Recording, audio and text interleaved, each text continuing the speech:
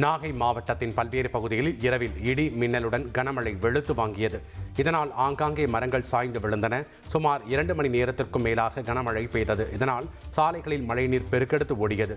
இதனிடையே சூறை காற்றுடன் பெய்த மழையின் காரணமாக கடலோர கிராமங்களில் 1 மணி நேரத்திற்கு மேலாக மின்சாரம் துண்டிக்கப்பட்டது.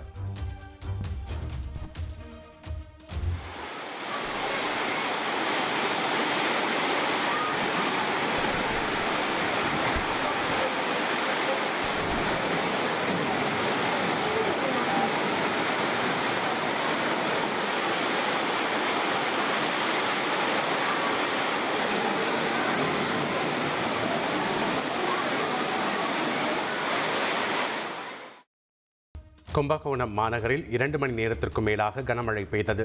கனமழை காரணமாக அஞ்சலக சாலை, பானாதுறை, காந்தி பூங்கா, மடத்து தெரு உள்ளிட்ட தாழ்வான பகுதிகளில் மழைநீர் தேங்கியது. தொடர் மழையின் காரணமாக மக்களின் இயல்பு வாழ்க்கை பாதிக்கப்பட்டது.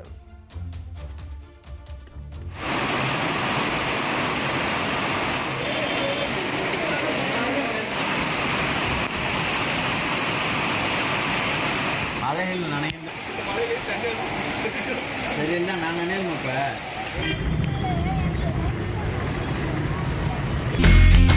இனி செல்லும் இடமெல்லாம் செய்தி. தந்தி டிவியின் வாட்ஸ்அப் சேனலை ஃபாலோ பண்ணினா செல்ல இருக்கும் இடமெல்லாம் செய்தி. இதோ QR கோட் இப்பவே ஸ்கேன் பண்ணுங்க, ஃபாலோ பண்ணுங்க.